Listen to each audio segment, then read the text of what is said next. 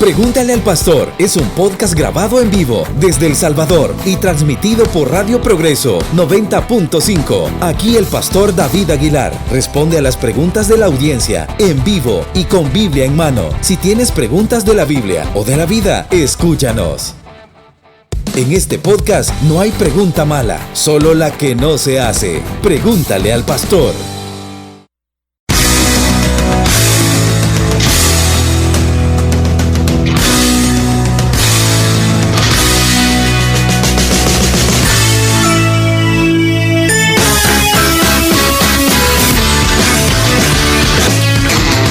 De la mañana con 13 minutos. Nosotros ya estamos por acá y usted escuchó muy bien este fondo.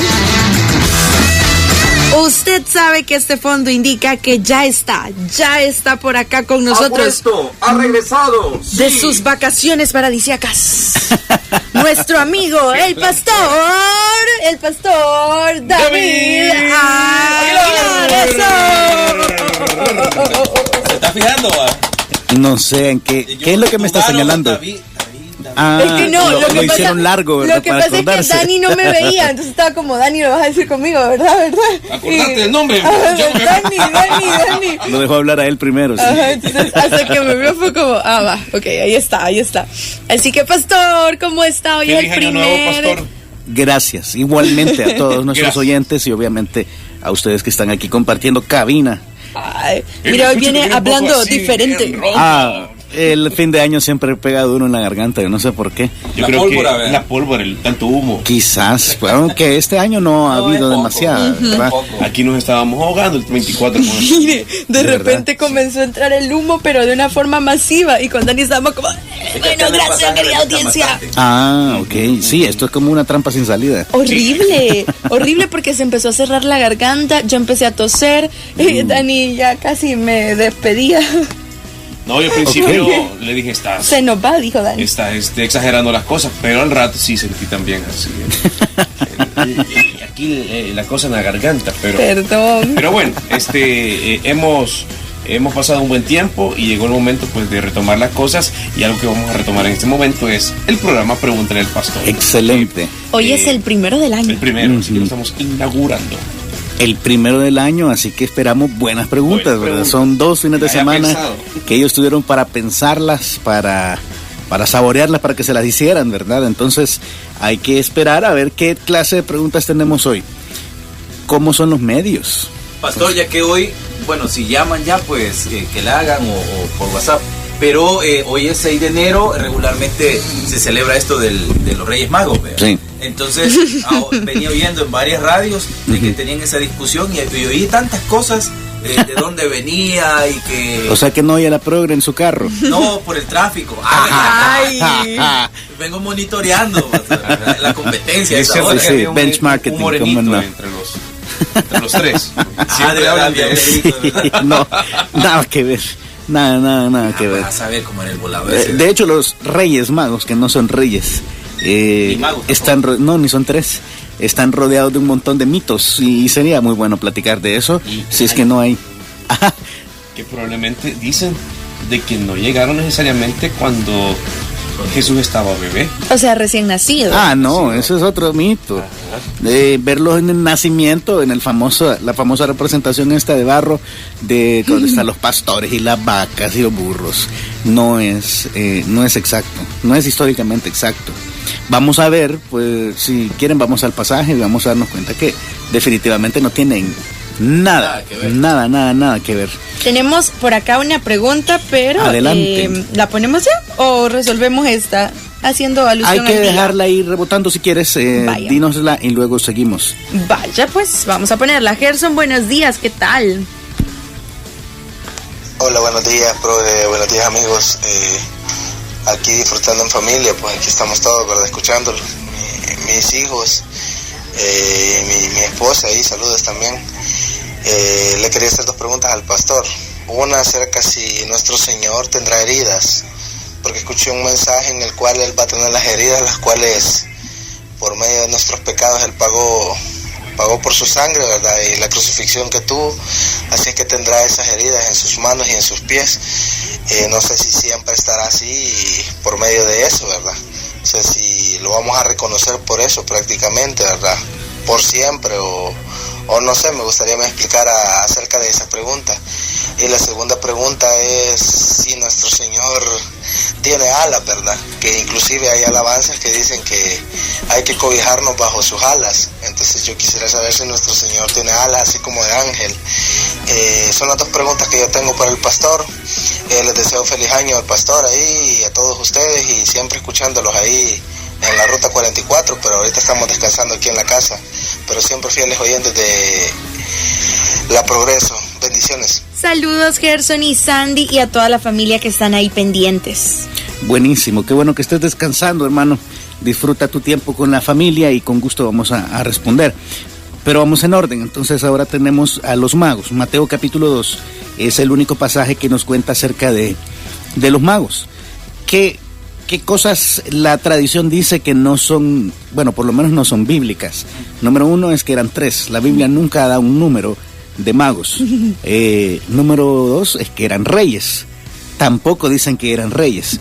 De hecho dice cuando Jesús nació, estoy leyendo Mateo 2:1, en Belén de Judea, en los días del rey Herodes, vinieron del oriente a Jerusalén unos magos, diciendo: ¿dónde está el rey de los judíos que ha nacido? Porque su estrella hemos visto en el oriente y venimos a adorarle.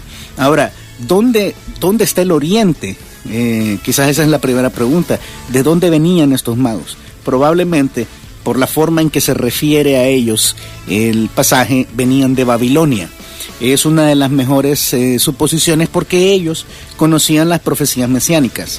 Ellos sabían del Mesías, y la única opción para esto, para que gente del oriente conociera acerca del Mesías, era a través del cautiverio de Judá en Babilonia.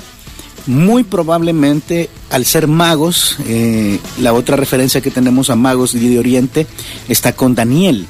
Daniel era el jefe de los magos, si tú te recuerdas, en Babilonia, y de los sabios. Entonces, Daniel obviamente tuvo muchas profecías acerca del Mesías que iba a venir, y ellos estaban esperándolo. Es muy interesante porque estos magos de Oriente sabían acerca del Mesías judío, que iba a nacer en Belén de Judá, que iban a aparecer, ¿verdad? Iba a aparecer una estrella, y todo esto probablemente viene de la tradición que Daniel dejó instaurada como jefe de los magos. O sea, Daniel, el profeta de Dios, dejó una expectativa ahí en Babilonia, y luego estos magos vienen de Babilonia, del oriente, a cumplir y a conocer a este Mesías que Daniel profetizó.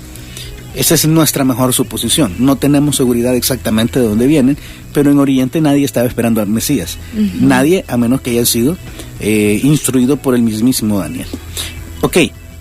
4. Y convocados todos los principales sacerdotes y los escribas del pueblo, le preguntó dónde había de nacer el Cristo, y ellos dijeron: en Belén de Judea, porque así está escrito por el profeta. Y luego está la profecía. Entonces Herodes, versículo 7, llamando en secreto a los magos, indagó de ellos diligentemente el tiempo de la aparición de la estrella. Ok, aquí hay algo interesante. La estrella apareció de la nada, no era una estrella que estaba registrada en ningún lado, y la estrella les guió hacia donde Jesús estaba. Entonces no es una estrella normal, las estrellas no salen de la nada, ¿sí? Esto es un milagro, lo que ves aquí en esta estrella es una aparición milagrosa, y Herodes, al entender esto, comienza a indagar. Miren, ¿y hace cuánto más o menos ustedes encontraron esta estrella? Entonces el versículo 8 dice: al haber indagado, ¿verdad?, los envió a Belén, y de allá de averiguar con diligencia acerca del niño. Cuando le halléis, hacedmelo saber para que yo también vaya y le adore. Se fueron, ¿verdad? Lo encontraron, vinieron a la casa. Ahora fíjense, no está hablando de un pesebre, está hablando de una casa en 2:11. Y al entrar en la casa vieron al niño con su madre María, y postrándose lo adoraron, y abriendo sus tesoros le ofrecieron presentes. 3 presentes: oro, incienso y mirra. Por eso dicen que eran 3, pero la verdad es que la Biblia no dice cuántos eran. ¿Por qué oro? Porque el oro está ligado completamente con la capacidad de ser rey. O sea, el oro era un presente de reyes, el incienso era un presente de Dios, y la mirra, al ser amarga, era una especie que se usaba para los muertos. O sea, aquí tenés, aún en esto hay una profecía muy poderosa. Él va a ser rey, él es Dios y va a morir. Las 3 cosas juntas. ellos comprendían perfectamente la naturaleza del Cristo. Por eso les digo, no puede haber otra posibilidad que alguien que haya sido instruido en esto, que conociera perfectamente cuál es la profecía del Mesías. ¿Y la mirra para qué la podía usar? Es una pregunta bien cotidiana. ¿Para qué la iba a usar María? No la iba a usar para nada. O sea, era un regalo simbólico. La mirra, lo único que vemos es que se usaba para abluciones de muertos en ese tiempo. Entonces, pues era una forma de decir, pues, para su muerte. ¿Te recuerdas cuando él fue también ungido con perfume y él dice, está preparándome para mi muerte? O sea, es básicamente eso lo que se hacía. Pero siendo avisados por revelación, versículo 12, en sueños que no volviesen a Herodes, regresaron a otra tierra por otro camino. Después de que partieron ellos, entonces Herodes se enojó mucho y mandó a matar a todos los niños menores de 2 años. O sea, si él indagó y los magos le dijeron que 2 años, más o menos hace 2 años, ellos vieron la estrella por primera vez. Él dice, o nació con la estrella, y si nació con la estrella, tiene que tener mínimo 2 años. Y manda a matar a todos los niños menores de 2 años. Esto es una cosa terrible, ¿verdad? Matar bebés en cualquier cultura es algo horrible. Pero aquí era peor, porque Satanás, siguiendo obviamente al Mesías, tratando de hacerle daño. José y María huyen a Egipto con el niño y están ahí hasta la muerte de Herodes. Y yo sé que esto es bien aparte, pero esto del aborto está bien ligado con esto. No, yo no veo aquí una tendencia. Sí, no necesariamente veo aquí un argumento en contra del aborto, pero suficiente argumento es que Dios considera la vida desde el vientre de la madre. Eso ya es, Él lo escogió desde el vientre de su madre, dice, tú me conociste antes de que yo fuese formado. O sea, él considera la vida desde el vientre de la madre. No hay mucho que decir en cuanto a esto, pero no, definitivamente aquí los niños todos estaban afuera de la barriga de su mamá y fueron muertos. Terrible lo que pasó acá. Pero entonces, aquí tienes, ellos llegaron probablemente 2 años después que Jesús nació. Llegaron a la casa donde estaban viviendo, José y María se habían quedado en Belén. Llegaron con 3 regalos, pero no dice que eran 3 y nunca dice que son reyes. Así que ahí está desmitificado los 3 reyes magos. Y eran de una misma nacionalidad, todos venían del mismo lugar, así que no era posible que hubiera un morenito, un chinito o un blanquito. Y algunos se llamaba Belsasar. Para nada. No dicen nombres. Y Gaspar. Tampoco. Menos, eso es una... Podría ser un Víctor. ¿Y estos magos qué hacían? Ellos se les llamaba así porque eran sabios, eran astrólogos. No es que hacían del Oriente. Trucos o cosas así. No, probablemente encantadores. Nelson hace magia también. Ok, no quiero saber cómo. Quiero saber cómo. No. Ok, vamos ahora con la pregunta de Gerson. Okay. El Señor en su estado final, vamos a decir, en su estado eterno, ¿va a tener heridas? Bueno, no encontramos ningún pasaje que así lo especifique. ¿Por qué esta creencia entonces que Cristo va a tener las heridas en sus manos y en sus pies? Porque cuando Él apareció a algunos de sus discípulos después de la resurrección, Él tenía o conservaba estas heridas. Sobre todo en la historia de Tomás, el famoso incrédulo, que se negaba a creer, valga la redundancia, que Jesús había resucitado. Él se muestra y le enseña las heridas de sus manos. Estoy hablando obviamente de Juan capítulo 20, versículos del 24 a 28. Y entonces él le enseñó las manos y le dijo, mete tu dedo en lugar de los clavos, mete tu mano en el costado, y obviamente cuando él lo hace, él cree. Pero es solamente con esa intención. Si tú ves, por ejemplo, más adelante cómo luce Jesús en su estado glorificado, no vemos nunca las marcas. De hecho, vamos a ver la visión que tiene Juan en Apocalipsis acerca de Jesús, y vas a ver que no se parece pero nada a él. Dice en 1:9, yo Juan vuestro hermano, en Apocalipsis 1:9, yo Juan vuestro hermano y copartícipe vuestro en la tribulación, en el reino de la paciencia de Jesucristo, estaba en la isla de Patmos por causa de la palabra de Dios y el testimonio de Jesucristo. Yo estaba en el Espíritu el día del Señor y oí detrás de mí una voz como de trompeta. Muy interesante que siempre que habla Dios es una voz como de trompeta. ¿A qué se referirá? Yo decía, que decía: yo soy el alfa y el omega, el principio y el último. Escribe un libro de lo que ves y envíalo a las 7 iglesias que están en Asia: a Éfeso, Esmirna, Pérgamo, Tiatira, Sardis, Filadelfia y la Odisea. Y me volví para ver la voz que hablaba conmigo, y vuelto vi 7 candeleros de oro, y en medio de los 7 candeleros a uno semejante al Hijo del Hombre. O sea, está hablando de que se parecía a Jesús, vestido de una ropa que llegaba hasta los pies, ceñido en el pecho por un cinto de oro. Su cabeza y sus cabellos eran blancos. Aquí tienes ya una diferencia grande en cuanto a cómo lucía Jesús en la tierra. Como blanca lana, como nieve, sus ojos eran llama de fuego, y sus pies semejantes al bronce bruñido, brilloso, ¿verdad?, refulgente como en un horno, y su voz como estruendo de muchas aguas. Tenía en su diestra 7 estrellas, de su boca salió una espada aguda de 2 filos, su rostro era como el sol cuando resplandece en su fuerza, y cuando le vi caí como muerto. Obviamente, ¿verdad? Qué tremenda la visión del Hijo del Hombre, pero no ves marcas. Aquí no ves marcas, no ves alas tampoco, que era la otra pregunta. ¿Por qué habla de alas? Bueno, porque lo que ves en Salmos, sobre todo Salmos 91, ¿verdad?, el que habita bajo la sombra del Altísimo, y ahí habla acerca de refugiarse bajo sus alas, es porque es una representación poética. Nunca saques una doctrina de un libro poético como Salmos, como Proverbios, como Job, porque muchas veces las figuras que se utilizan ahí es solamente para dar una impresión más poética de lo que sucede. ¿Cómo qué? Como que Dios nos guarda como guarda la gallina los polluelos, debajo de sus alas. Jesús mismo ocupa esta misma figura, a donde él llora por Jerusalén y le dice: ¿cuántas veces quise yo guardarte como polluelo, ¿verdad?, abajo de las alas, y no quisiste? Entonces, es bien tremendo, porque lo que está diciendo ahí es que Dios es como una gallina que te cuida, que te guarda. Entonces, por eso usa la figura de las alas. No es porque Dios literalmente tenga alas, no vemos en ninguna de las visiones que Dios tenga alas. Vemos seres vivientes con 6 alas, con 3 pares de alas, que tienen una apariencia bastante peculiar. Vemos ángeles que nunca tienen alas, por cierto. No ves ángeles alados en ningún lado.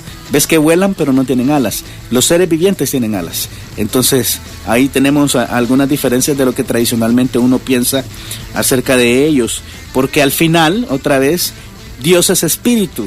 Y si tú te fijas, toda la representación de Juan, los pies como bronce bruñido, que viene acerca del sacrificio que él hizo, los ojos como llama de fuego, que es la capacidad que él tiene para juzgar y juzgar con justicia, la espada que sale de su boca, que es la espada de la palabra de Dios, el espíritu de Dios. Todo eso son representaciones de lo que Dios es. No es que él tenga ese tipo de apariencia física, otra vez, porque no tiene, ¿cómo decirte?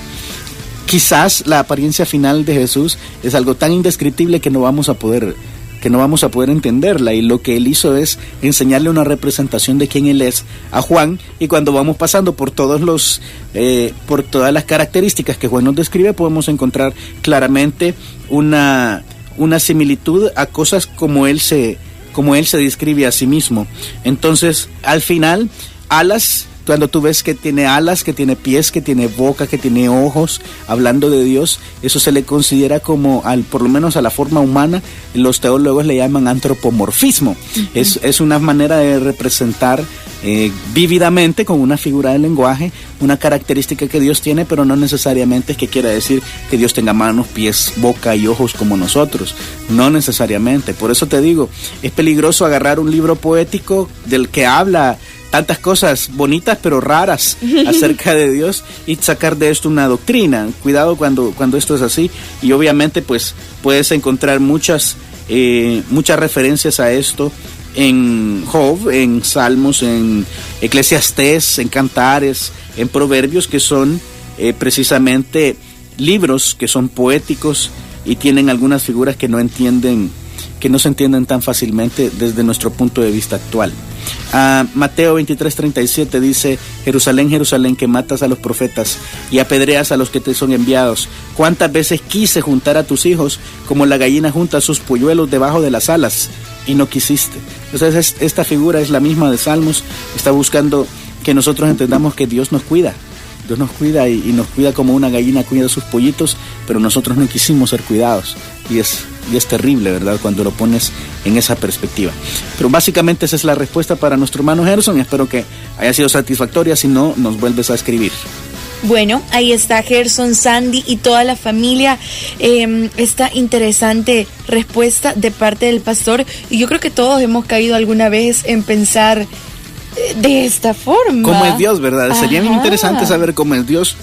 Yo había escuchado un comentario justo que decía que pues nosotros nos imaginamos a Dios como un hombre. Uh-huh. Pero que nos haya hecho de su imagen y semejanza no significa que sea específicamente un humanoide, o sea, ¿verdad? Ajá, sí. en cuerpo. Uh-huh. Yo estoy de acuerdo. Creo más bien que a lo que se refiere Génesis en imagen y semejanza es una imagen espiritual de cómo es Dios. Y nosotros tenemos muchas similitudes en cuanto a Dios, algo que los teólogos llaman los atributos comunicables de Dios. O sea, hay algunos atributos que Dios tiene que no podemos tener, omnisciente, omnipresente, pero sí tenemos algunos que Dios tiene. Somos creativos, tenemos sentimientos, pensamos, tenemos de alguna manera libertad de elegir. Todo eso Dios tiene. Nos los pasó a nosotros en un intento de que nosotros ejemplificáramos a la creación como es Dios. Por eso lo hizo a su imagen y a su semejanza. No necesariamente está hablando de una imagen física, porque otra vez Dios es espíritu, no es un cuerpo físico. Es difícil entender esto, pero si uno lo entiende bien, entonces hay algunas cosas que se resuelven por sí mismas.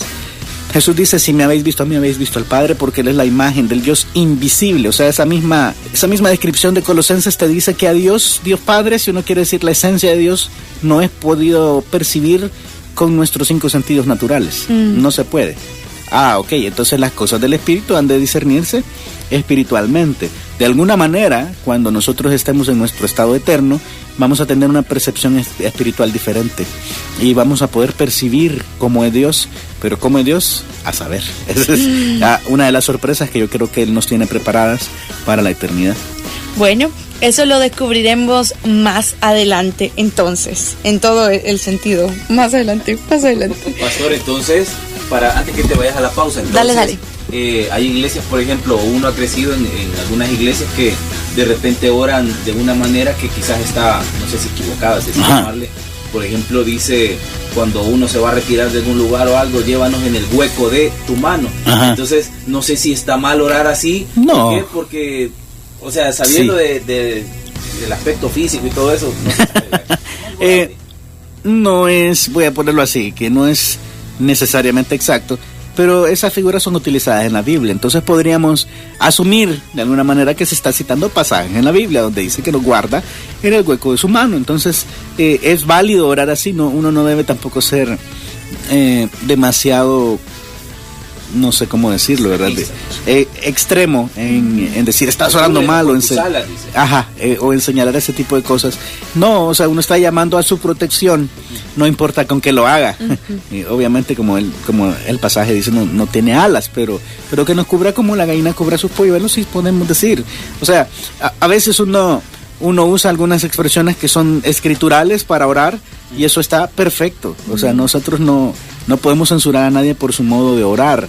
Ahora, que nosotros digamos literalmente que Él nos cubra con sus alas, ok, quizás no, ¿verdad? Pero lo que estamos haciendo es usando una expresión que encontramos en la misma Biblia, recordando sus promesas, recordando lo que Él mismo habla de sí mismo, y eso es perfectamente válido para una oración. Por aquí Sofi nos escribe desde Soyapango y nos pregunta, ¿Dios tiene nariz? Ok, es otra vez, ¿verdad? Ajá, hablando misma... siempre de las cosas que el Señor tiene. Es que a veces ella se las pregunta. ¿Sí? Ay, niños. Qué bárbara. Cuando yo le he hecho una pregunta, pastor, al aire. Ajá. Yo se las hago fuera del aire, con permiso. No, pero eso nos pregunta Sofi. La respuesta, Sofi, es no sabemos. Como te dije antes, Dios es invisible, no es perceptible por los medios naturales y por lo tanto no tenemos la menor idea de cómo luce o qué puede hacer y no puede hacer. Obviamente Él puede hacerlo todo y si Él quisiera manifestarse a nosotros con narices puede hacerlo, pero no sabemos. Esa es la gran respuesta. Literalmente no tenemos ninguna evidencia escritural que Dios luzca como un humano. Esa es la verdad. Él se manifiesta y nos hace verle con algunas características humanas, como ya viste, pero hay Ahí ves que su rostro era como el sol, eso no es humano. O sea, ves que sus pies eran como bronce y que sus ojos eran llama de fuego, eso no es humano. O sea, le está demostrando desde el principio en estas visiones que se les presenta a los profetas que él no es cualquier ser, él es Dios. Y la forma de entenderlo es que a veces no podemos entenderlo. Esa es la verdad. Entonces, no sabemos, nos enteraremos en la eternidad seguramente, cómo es que él luce finalmente, pero definitivamente, y creo que sé por dónde viene la pregunta, porque él dice que él percibe olor grato, por ejemplo, de los sacrificios. Que nuestra alabanza sea olor grato. Ajá. Él lo percibe, entonces uno dice, pues tiene nariz. Otra vez, no es que las alabanzas huelan necesariamente, ¿verdad? Sino que es una expresión poética para decir que a él le agrada, como te agrada a ti oler un buen perfume. De coco con vainilla. Mira, yo traía perfume de coco con vainilla y dice Dani, oye, olés a budín, imagínese. ¿Y qué tipo de budín comes? Raro, sí, está raro esto. Ajá. Es que yo no sentía a vainilla de coco, yo sentía budín. Ok. Dani tenía hambre. Sí, yo creo que sí, eso es todo. Entonces las alabanzas tienen olor. Exactamente, no se refiere a eso, simplemente nos da a entender con una expresión que nosotros entendemos, o sea, que para nosotros oler es algo natural. Entonces utiliza esa expresión para hacernos sentir o saber cómo Dios se siente, muy parecido a como nosotros nos sentimos cuando leemos algo rico. Bueno, ahí está la respuesta para Sophie, para Gerson y para usted que en algún momento tuvo esta curiosidad. Nos vamos a una pequeña pausa y ya regresamos con más de Pregúntale al Pastor.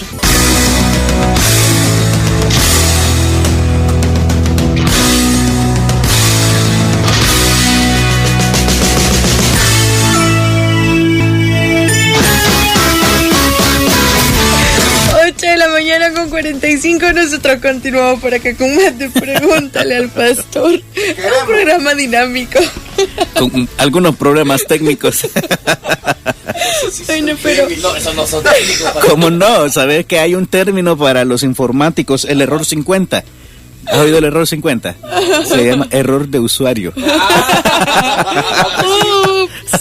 Mire, es que si ya saben cómo soy, ¿para qué me dejan aquí? Hay preguntas. Hay muchas preguntas y vamos a poner los audios. Hola, hermano Juan, ¿cómo está? Bendiciones, buenos días, saludos hermano Juan, pastor. Bueno, pastor, quisiera hacer una pregunta. Mire, yo sé quién le dio permiso que se fuera de vacaciones y nos dejara tirados ahí. No ve que solo esta niña Estefanía, solo ella pasó esclavizada ahí en la radio. Ahí recibió el año nuevo. Y bueno, pues sí, dejando ya así. Y una pregunta, fíjate, me hicieron una pregunta, hermano, no sé si usted ha visto una película, se me ha ido el nombre ahorita, pero es donde el niño se llama Colton y el niño muere y va al cielo, supuestamente el trama de la película está basada en hechos reales, ¿verdad? En donde allá dice él que no hay nadie viejo, todos son jóvenes, ¿va? Esa es la expresión supuestamente. ¿Cómo quedaba una persona al momento en que la persona muere, ¿verdad? O sea, en la delante de la presencia del Señor. Pues yo, a mi forma de pensar, yo contesté de que así como estamos, ¿verdad? Así aparecemos allá. Pero pensando en la pregunta que le estoy haciendo ahorita, la vejez es parte de la degeneración del pecado, ¿va? Del mismo pecado, ¿verdad? Que está en el hombre, ¿verdad? Entonces, teniendo uno que Dios es un Dios eterno y para él está fuera del tiempo y que para él, como dice la palabra, que un año para él un día son 1000 años, ¿verdad? Y 1000 años es como un día, para él no hay tiempo, ¿verdad? Entonces, así entendiendo la palabra, me imagino que cuando morimos llegamos a la presencia del Señor jóvenes, ¿verdad? Ahora mi pregunta sería, ¿qué tanto es el margen de esa juventud que tendríamos? Por ejemplo, dando un ejemplo así, con los que tiene usted presente ahí, si Estefanía muere, ¿cómo quedaría? O sea, así como está ella, o rejuvenecería más, o en el caso de Víctor, rejuvenecería más, o quedaría como está. Lo único que es sin canas, digo yo. Sí, sin canas. Se puede entender, se habría un margen tope manteniendo para tener una edad, digamos, más o menos, digo, o todos quedaríamos en el mismo plano de de juventud. Bendiciones. Bueno, ahí está la pregunta de nuestro hermano Juan, y muy relacionada a esta también nos hace Abel otra pregunta y nos dice, siguiendo un poco el tema, pastor, que están tocando, cuando nosotros estemos en el cielo, ¿tendremos físicamente nuestros cuerpos así con manos, pies y todo, o también seremos de otro tipo de figura como Dios? Nos escribe y nos dice, quizá la pregunta sería, ¿cómo serán nuestros cuerpos glorificados en el cielo? Y por acá también preguntan, de paso, pastor, ¿usted tiene la disponibilidad de dar también consejerías en alguna reunión o en alguna oficina? ¿Cómo poder hacer para contactarlo, para hacer alguna cita, ya que no ponen los programas 2 veces por semana? Eso lo sentí reclamo para nosotros, Víctor. Sí. Sí. Este año dijimos que íbamos a hablar, ¿verdad? Sí, hay que convencer a René. Ok. Bueno, sigamos con la pregunta. Esa es una muy buena pregunta y déjame contarte, hermano Juan y René, ¿verdad? Abel, que esta es una discusión que han tenido los teólogos durante años y no tenemos una respuesta conclusiva. Yo te voy a contar cuál es mi posición, porque hay 2 claves. Hermano Juan y Abel dijeron 2 cosas bien interesantes. Número 1, que el tiempo y la edad, voy a llamarlo así, es una percepción meramente terrenal, es algo que nosotros vemos acá, pero no es algo que sea un problema en la eternidad. Entonces, esa es una cuestión. No estamos hablando que todos vamos a ser jóvenes, porque ser joven o viejo es una percepción del estado, del tiempo en tu vida, en tu cuerpo.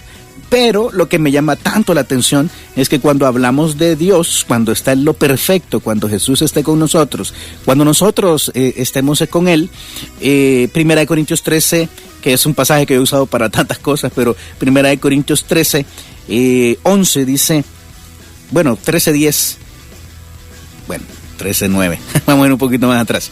Dice, porque en parte conocemos y en parte profetizamos. Pablo está diciendo que en estos momentos de la historia toda nuestra revelación, lo que nosotros podemos ver en perspectiva, está incompleto. No está completo.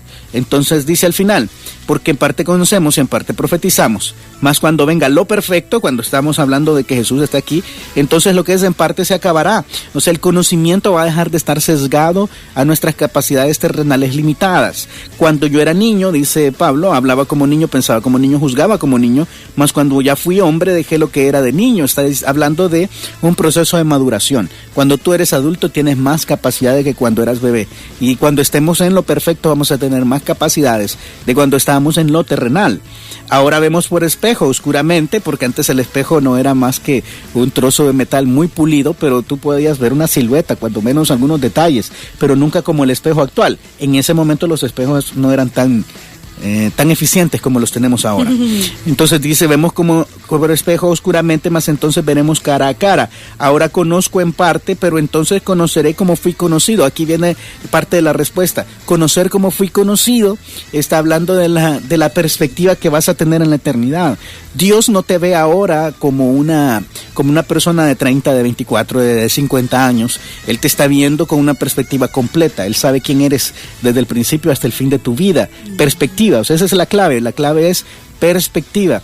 Si vas a verlo de esa misma manera, la edad es un concepto temporal que no se cumple o no aplica perfectamente en la eternidad. Y por lo tanto, no sabemos qué edad vamos a tener, en el sentido de que la edad quizás va a quedar en segundo plano, ya no va a existir edad, número 1. Algunos teólogos dicen que como Adán y Eva fueron creados adultos, probablemente lo que vas a tener en la eternidad sean adultos como Adán y Eva. Puede ser, o sea, es un argumento más, no sabemos.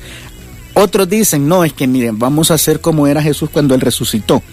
Por un pasaje que se encuentra en Filipenses capítulo 3, versículo 21. Dice, el cual, hablando del Salvador Jesucristo, transformará el cuerpo de la humillación nuestra, o sea, este cuerpo carnal que se va desgastando, para que sea semejante al cuerpo de la gloria suya, por el poder con el cual también puede sujetar a sí mismo todas las cosas. Entonces, ahí dice que como nuestro cuerpo de humillación va a ser cambiado en un cuerpo como la gloria suya, muchos teólogos piensan que vamos a ser igual a Jesús cuando Él tenía un cuerpo glorificado. El cuerpo resucitado de Jesús tenía algunas características emocionantes principalmente. Yo soy de los que se adhieren a esa posición. Vamos a parecernos a Jesús y vamos a tener capacidades semejantes. Y wow, o sea, Él aparecía, desaparecía a antojo. Era capaz de resistir el viaje hasta el tercer cielo porque subió corporalmente al cielo. Y en camino a Emaús, en Lucas capítulo 22, 13, podemos ver que de alguna manera Jesús podía ocultar o podía cambiar la forma de su imagen. O sea, él camina con unos discípulos que le conocían. O sea, los discípulos, como está diciendo, de repente después del funeral de Víctor, van Estefanía y Daniel caminando hacia la casa y se aparece alguien, habla con ellos y después resulta que era Víctor, pero no le conocían. ¿Cómo es eso posible? Se han pasado horas aquí, ¿verdad? Nunca lo había difícil visto pensarlo. Pero lo que sucedió es que él parecía a alguien más. Y en Lucas, versículo 22, 28, dice, llegaron a la aldea donde iban y él hizo como que iba más lejos. Mas ellos le obligaron a quedarse diciendo, quédate con nosotros, porque se hace tarde y el día ya ha declinado. Entró pues a quedarse con ellos. Y aconteció que estando sentado con ellos a la mesa, tomó el pan y lo bendijo, como Jesús lo hizo en la última cena. Lo partió y les dio. Entonces fueron abiertos los ojos y le reconocieron, mas él desapareció de su vista. Tan. O sea, es increíble lo que Jesús podía hacer con su cuerpo resucitado. Y si nuestro cuerpo de gloria va a ser semejante al cuerpo de gloria de Jesús, o sea, vamos a tener capacidades similares, probablemente el aspecto es algo de lo que no nos tenemos que preocupar. Va a ser dependiendo del propósito que estemos persiguiendo. Como ya te dije, Jesús le mostró los agujeros de sus manos y de sus pies a Tomás para que creyera, pero tenía un propósito para hacerlo. No es que él va a estar así toda la eternidad. De la misma manera se mostró con otra cara a los discípulos de Emaús porque él perseguía un propósito.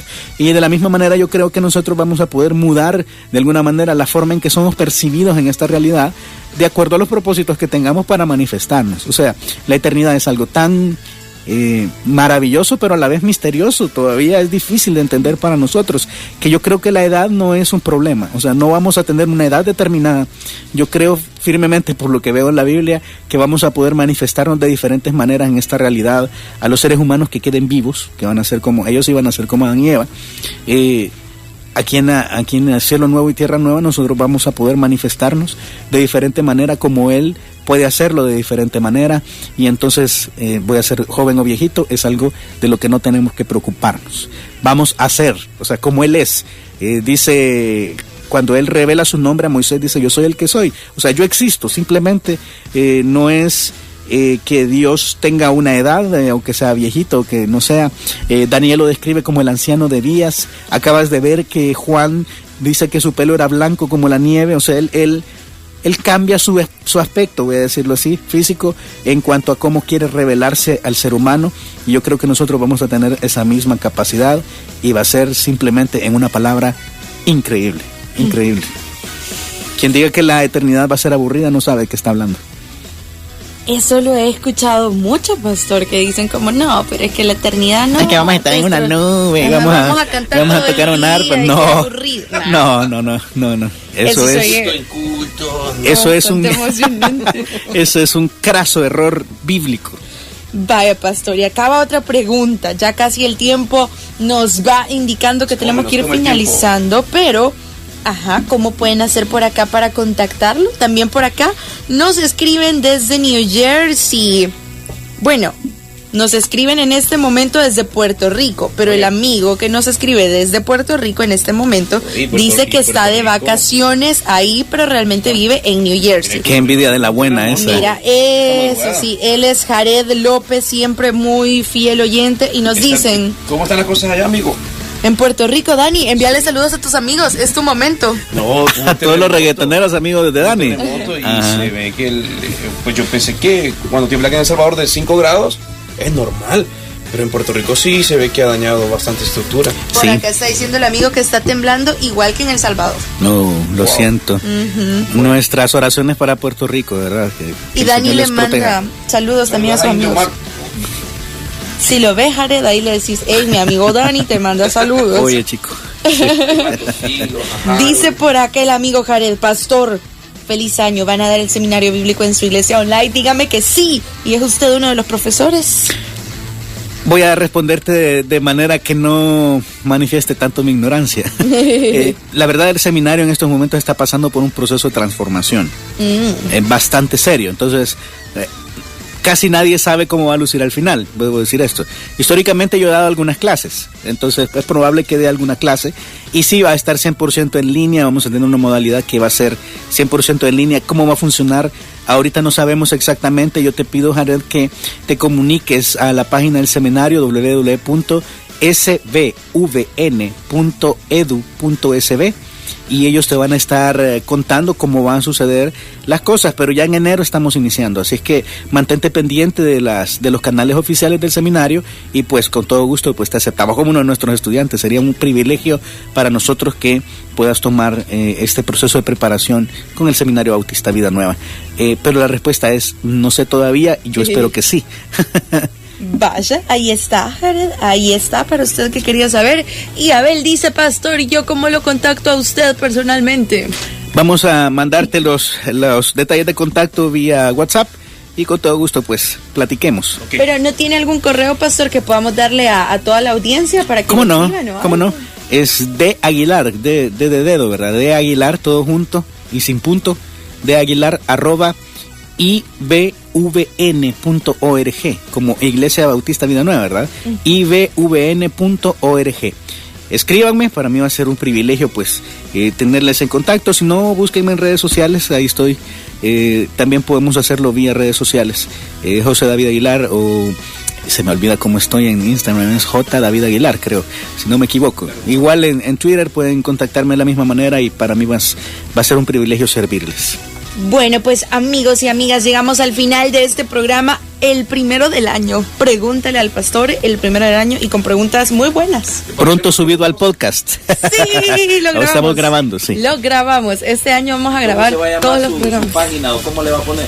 Pregúntale al pastor, no me voy a complicar demasiado. Mire, pero póngale algo más, porque hay varios, pregúntale al pastor. Interesante. Entonces tiene que ponerle algo más como... buenísimo.